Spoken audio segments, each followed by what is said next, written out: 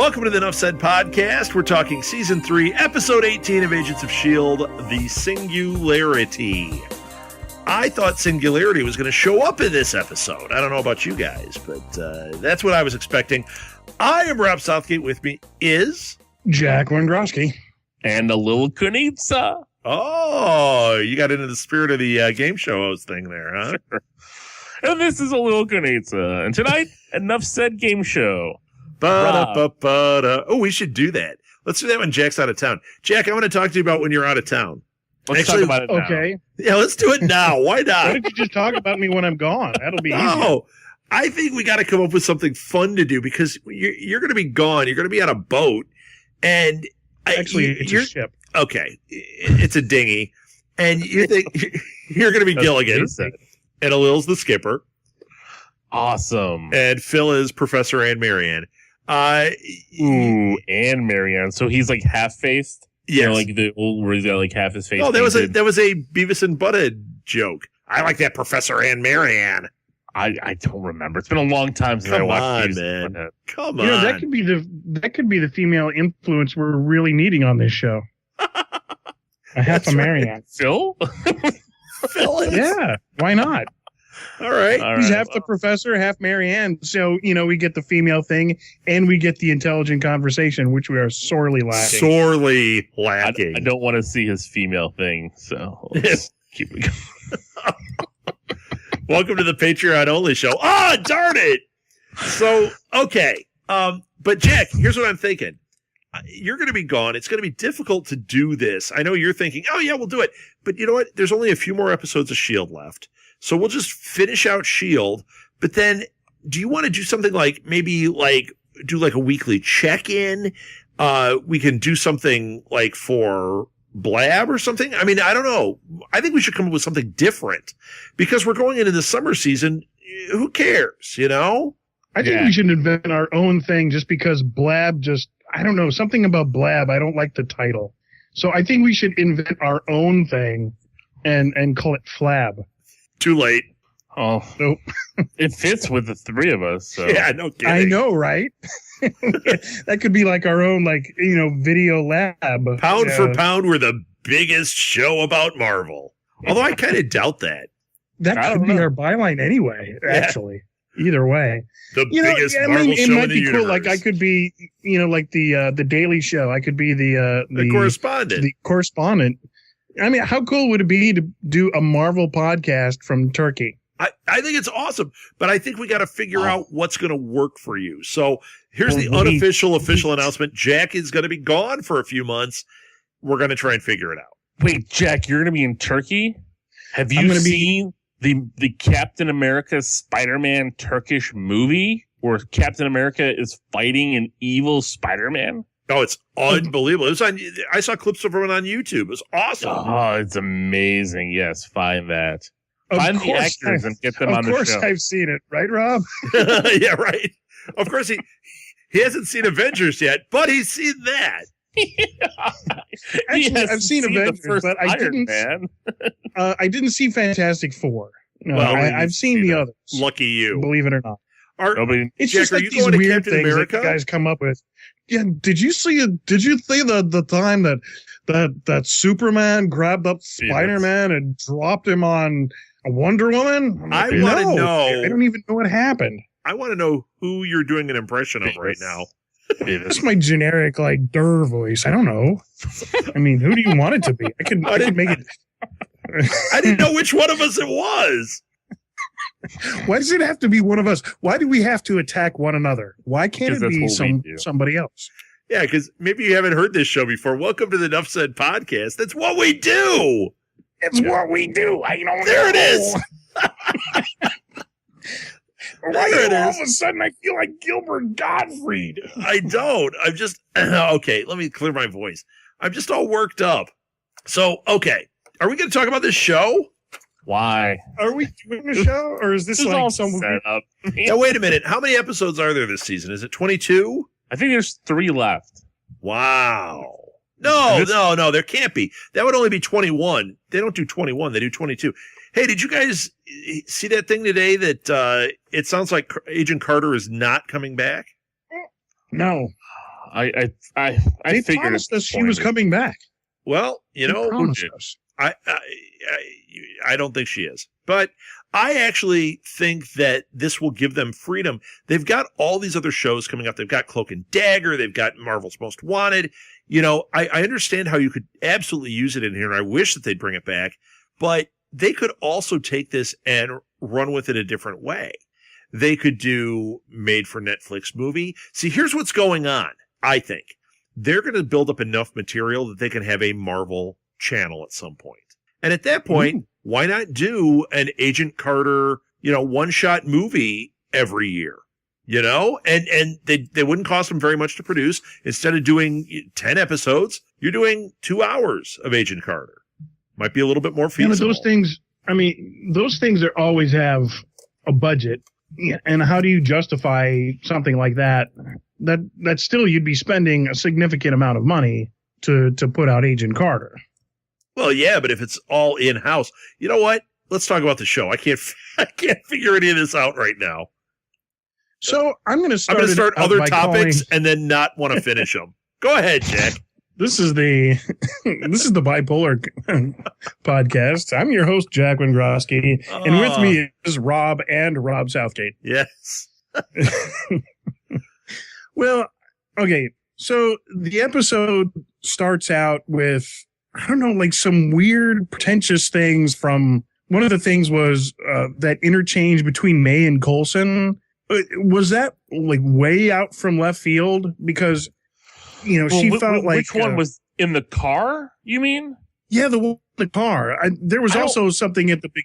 There's also something in the beginning with Lincoln, but let's get this one first, because... But the one in the car... That what happened with Lincoln actually happened first. So we should talk about that, because basically at that point, and I think that's what led into her outburst, was Coulson, like the whole... There was chaos at the place, you know, Daisy, you know, earthquaked everybody and broke Coulson's leg, and which I don't know how they did that when he did so good dressing up as Britney Spears and lip syncing the other week.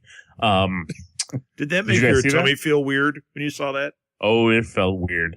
I already pre-ordered that hot toy with that special outfit. No, but like the fact that I'm surprised that wasn't your first hot toy, to tell you the truth. Well, if it was a good deal, it probably would have been. But no. So he wanted basically Lincoln to wear like a suicide vest. You know, like, you know, if you get taken over, you're going to die. And I think after a while, all this stuff kind of caught up to May, because basically May does his dirty laundry. You know, he killed Ward, but every other thing is he sends May in to do the dirty work. And I think everything that happened with her and her husband and everything, it just piled on. And then she totally called it out. Yeah, she was the one training Lincoln and everything. And it's like, you're ready to take him out, but you're telling everybody don't touch Daisy when Daisy's the one infected as well. And Daisy could probably do more damage than Lincoln could, period. Yeah, but in calling that out, she really tried to say that Coulson really ordered Lash's death. And I don't know. I think she had a big part in that. And I think she does the dirty work because she wants to, not because Coulson's ordering her to. You know, she's not out there getting her hands dirty because Coulson won't. It's because that's her job. Well, and it is. But the thing is he is picking and choosing when she should get her hands dirty. And I think that's what's getting to her. Like it's okay for us to take out Lash and us to take out Lincoln, but nobody can touch your precious Daisy. Nobody can touch your precious Sky. Right. And that's what she was saying to him. And it's true. He is treating her. And he even said it. I mean, he said it, that she's the closest thing he's ever had to a daughter. Yeah. But you know, and at the same time, he is right. This is not her. So we have to treat this a certain way. When you say it wasn't Blair Underwood, yeah, but Blair Underwood was turning into this other thing. And at some point, it's not Blair Underwood anymore. It's Lash. Right. Yeah. And, you know, I think the struggle was between May and Blair. And she made a lot of those decisions. Coulson wasn't driving a lot of that. I don't think, maybe, there was a final order. I really meant to try and get back to that to see if Coulson was the one that ultimately pulled the plug. But, they brought him in. They didn't order his death right away. They tried to cure him. They tried to contain him. But May's the one that brought him in. May's the one that really struggled with that. But May threw like her whole career back into Coulson's face. And then, 30 minutes later, Coulson's apologizing and, okay, yeah, Daisy is family. Sky is family. Daisy is still evolving, but, she's family and you treat family differently. Lincoln, I don't know, that whole interchange seemed like pretty quick. Oh yeah, if Lincoln gets infected, we're just going to blow you up. And then 3 minutes later, Lincoln's totally on board.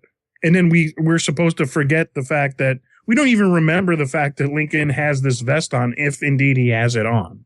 Well, yeah, right. It became irrelevant very quickly. There was never a threat of that thing going off. And that's my biggest problem. Although you think they're laying in something that they're going to have him in this thing for a little while to keep things under wrap, and then maybe he's the one that goes, they blow him up?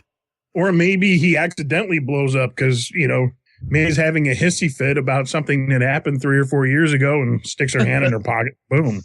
I don't know. The whole thing wasn't characteristic of anybody.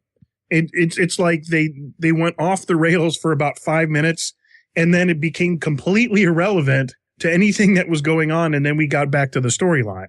Yeah. And, it wasn't a bad storyline, but I thought those two things, they were trying to establish some sort of attention and, like attention and release. It's part of storytelling, right?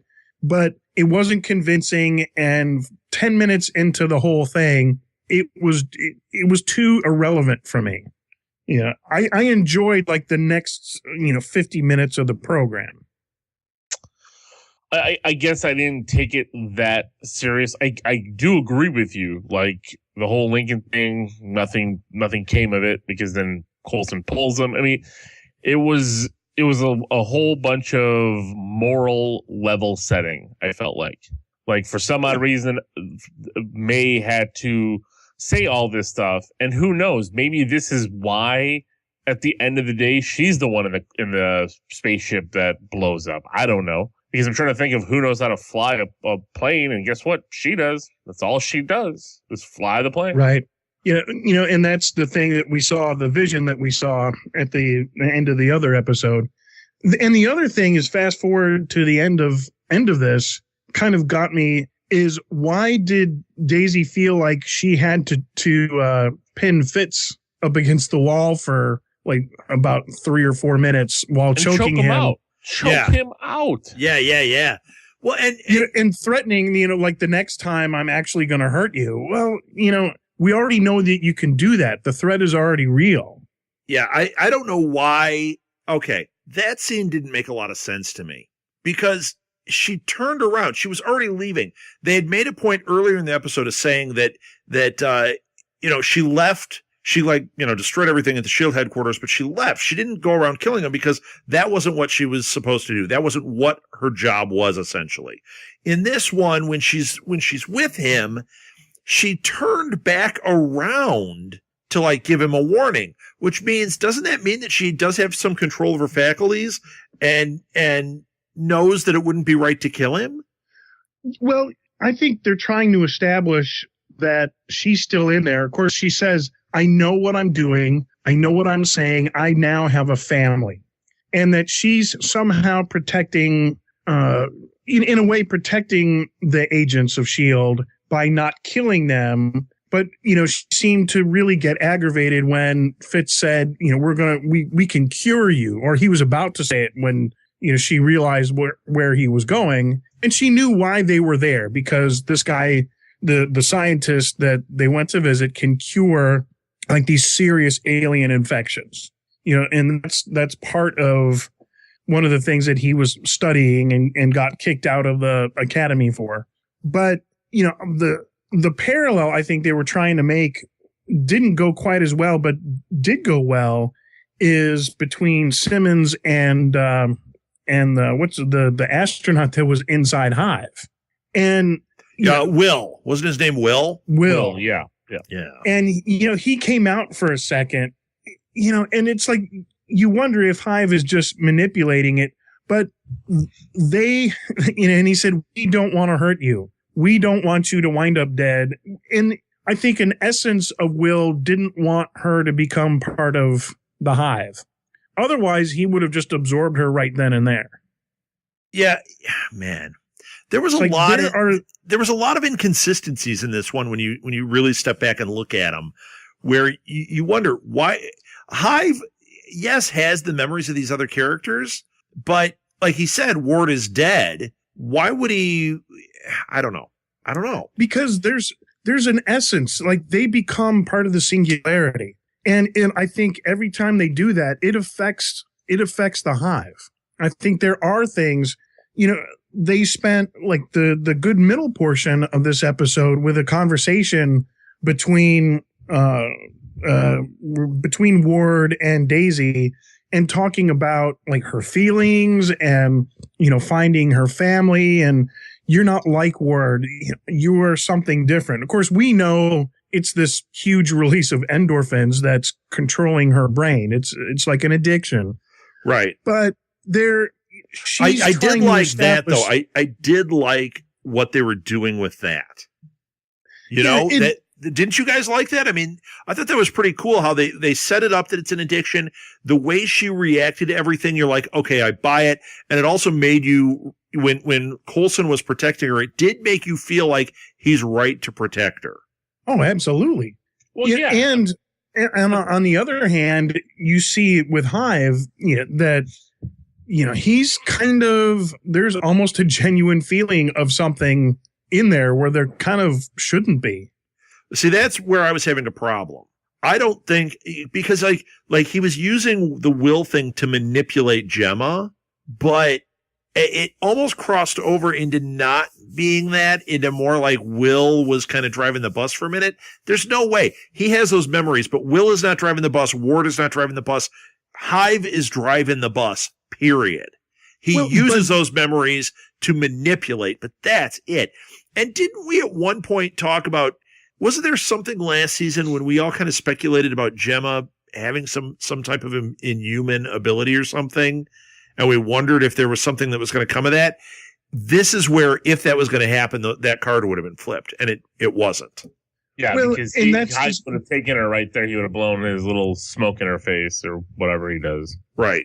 Right. And that's the problem with that I have with what you were talking about is if he was, there's no reason to manipulate her. Will and everybody inside, for some reason, saved Gemma from being inhaled into the Hive. Yeah. Right. Well, she couldn't be, if she's not an Inhuman, she couldn't be inhaled into the Hive. He can inhale humans or Inhumans. He would just kill her. Why wouldn't he just kill her? See, that's the thing. I think they don't drive the bus, but there are tiny influences. It would have been in the best interest of the Hive to pretty much incinerate Fitz and Gemma. The only resistance that they're really getting right now is from Agents of S.H.I.E.L.D., yet there's something in there.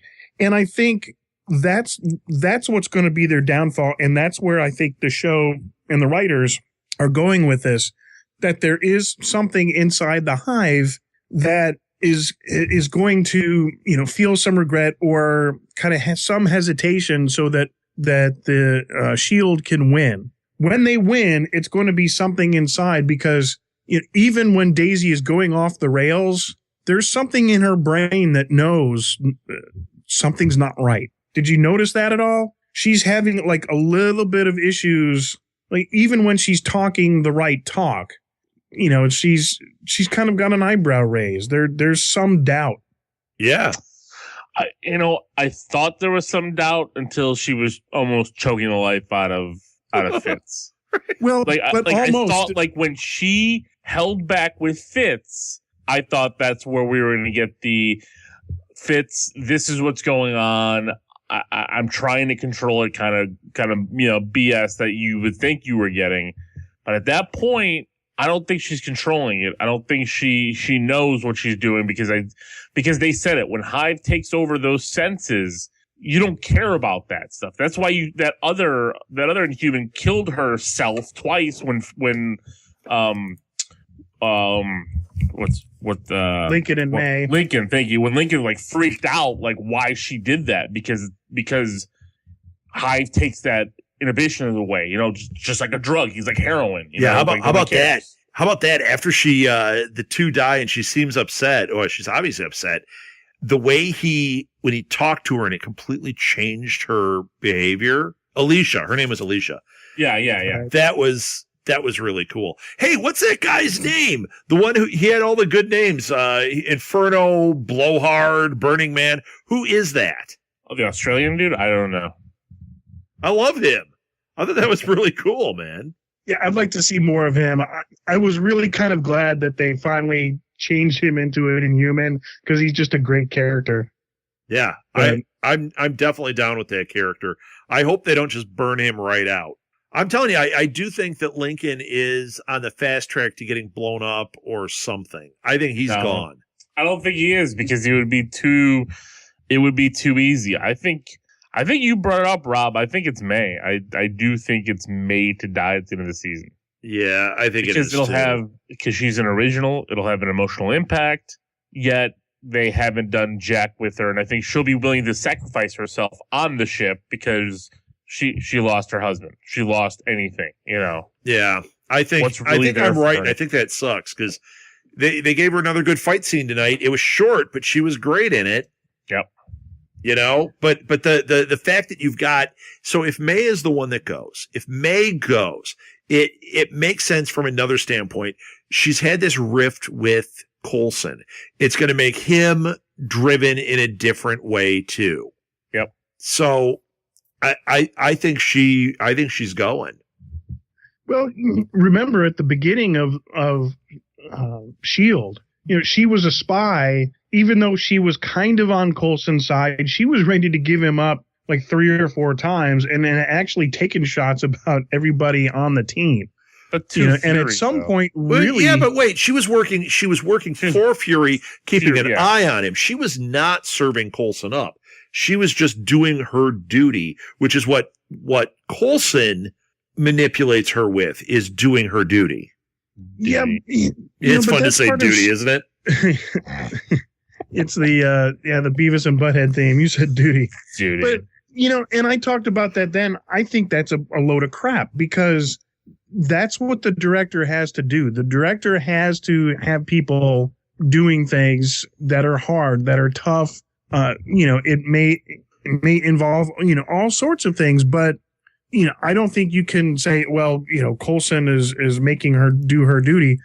I think there was a time where she really felt like if, she pulled the plug at any time, that she was really in charge of S.H.I.E.L.D. at any given time. Yeah. And I think she had that attitude and even said it at some point, basically he's behind that chair because she lets him, and, it's like, wow, how do you run an agency with, you're kind of second in command like that? I couldn't run, an office or a team of soldiers or, even a team at 7-Eleven. If, the guy like right under me was, had that kind of attitude. Yeah, true. Do you think it's going to be just one going? I think they've kind of established that, even reiterated that she's seen one die. That Skye has seen one of the team members is going to die. You don't think they were foreshadowing tonight when Fitz was saying that they're cursed and then Gemma reiterated it later? You don't think they're going to kill one of the two of them, do you? I don't think so. I mean, I really hope not. They finally they're finally just getting over the tease that they had going, Right. And the whole thing with the event horizon. The one thing that they did say, and I think they were definitely setting something up, is somebody on the team is going to die. And, if you keep following us, and they said that to both of them, leave us alone. We don't want you to die. Yeah. We know somebody's going to die. We don't want you to be the ones doing it. And that was part of those two separate conversations. Yeah, yeah. So I don't think it's because of that. I don't think it's going to be them. I don't think you reunite the lovers just for nothing and kind of set them both up, pull them both aside and say, somebody's going to die and we really don't want it to be you. I think they've set up just like 2 or 3 different things here in this episode that, later on are going to connect. Oh yeah, for sure. For sure. Now, next week's is the one just before Captain America comes out. There are, by the way, I did look it up. You're right. There's essentially 3 episodes. It's actually 4 episodes, but the 3rd and 4th are on the same night. Yeah. So the next one is called Failed Experiments. Then the week after Cap 3 is Emancipation. And then the last 2 are Absolution and Ascension. Here's something we didn't talk about. And there's so many things we haven't talked about. Go ahead. But this is important to tie in with Civil War because in Civil War, we have Baron Zemo. We have Crossbones. Right. We have hints of Hydra. And in this episode, Talbot took down all of Hydra from all the information that they've got. True. And, in that one scene where they were talking and they're like, this should be a special happy day, and it's not. So if they thought they took down Hydra, what's left? Like, is this Zemo going to be a part of Hydra, or is he his own thing? Yeah, or are they just going to realize they really didn't do anything? They took out a faction of Hydra, but Hydra's still completely viable. Because, even in the comics, Hydra, when they say it has many heads, you cut off one, another grows. They didn't do a strike here that ended Hydra in this universe. Well, it was a huge strike, though. If you look at the map, that was blowing up all over the place. But yeah, the one line that stood out was. Did it stuck out? It stuck out when Talbot said, we cut off its head, and the first thing that popped in my mind was like, well, then 2 more show. Yeah, but yeah. Same for me. So, yeah, but I thought that was an interesting little kind of storyline that they threw in there, and because I don't know now what they're going to do next week to have any tie in to Civil War. It seems like what's going on now is going to be so separate. Like there's not, because they're not, Inhumans is off the table now for Marvel Cinematic Universe. Right. And even so, that doesn't matter, because the Inhumans story, whenever people talk about how, they've introduced him here and that takes it off the table. I know that they've paused that, but the story of the Inhumans that they're going to do for the movie really is about them living on the dark side of the moon. It's really going to be more of a space thing. So I don't think that necessarily ties in here, other than the name Inhuman has been said. Yeah. I really don't. So I don't think that matters at all. I think they can do whatever the heck they want with them, as long as Medusa doesn't show up. Any of the main players from the ones that live on the dark side of the moon, I think they're completely fine. Well, do you think that they did that to the big Hydra strike? Because I think we all know Hydra's not really gone. Yes, it was a big blow, much like S.H.I.E.L.D. took a big blow, but we all know, of course, S.H.I.E.L.D. is still there. Hydra's still going to be there, but it takes an element out of on the movie where we're not going to be kind of worried about Hydra because they're kind of in a resetting mode. And it's like, well, why didn't Hydra show up in Civil War? What Alil is saying is we've got Baron Zemo, we've got Crossbones, so there should be Hydra showing up in here. And if they've just wiped them out to basically just bare bones, not crossbones, does that mean that, does that mean that they're going to ignore the TV universe version of it? Or are they somehow going to play within the TV universe version? I think they've set something up. Either that they're going to be part of a rebuilding phase, or maybe that's why these characters finally showed up as well. We were in hiding, we were busy, and you didn't see us in the TV universe because of this big strike on Hydra headquarters all over the world. Now, we're coming back out to, reestablish and, maybe try to build their own Inhuman army or who knows. But I think I think they've done this for a very, very specific reason, because otherwise for the Inhumans, the Hydra thing was totally random. Yeah. You don't set that up a week before the movie comes out without some little reason. And it was somewhat pointed. I mean, Alil, I think you're right when the importance of what happened. The more you think about it, they made a point of showing such a huge strike and being this close to Captain America 3 and knowing how important the Hydra storyline was to Captain America 2. Maybe this was done on purpose to take that out of this story, and the Baron Zemo and the Crossbones stuff is maybe we find out that they're rebuilding Hydra in a different way. Yeah. Because let's face it, what's his name is gone too. Malik is gone. So, they were making it look on here like Malik was the head and now Hive is there. Maybe they're almost irrelevant compared to what Zemo has started up. Well, right, because my guess is Zemo continued on, to try to develop more of his, Inhumans, because in this universe, Scarlet Witch and Quicksilver were technically Inhumans or whatever they call them, miracles. And maybe that's what his work is, and that's why he's got Crossbones, who I'm guessing is part of that work. So I don't know. Yeah, and if you're concentrating on those Inhumans, because of what's going on in the TV universe, you don't have anybody saying, "Oh well, what about Daisy, and what about I guess Lash is gone, but what about these other characters?" And so, well, what about them? This is our part of the story. Yeah. Who knows? Who knows? Well, May 6th, we'll definitely find out. Yeah, no kidding. Yeah, and we're not even going to speculate who's dying on May 6th, but somebody's dying. Or do we think they're dead? No, they've been pretty clear. Somebody's dead. But it is comic books, so anybody can come back anytime. And Coulson died. But he went to Tahiti. Do you think they'll send him to Tahiti, whoever it is? Ooh, that would be cool. Maybe this time it'll be somewhere like the Bahamas instead. Oh, very creative, Alil. Especially if it was May and she had all these memories of her and Blair. Blair Underwood. We don't even call him by his real name. I don't even know what it is. It just seems kind of fun. So, all right. What didn't we cover in this one? We covered Fitzsimmons getting jiggy with it.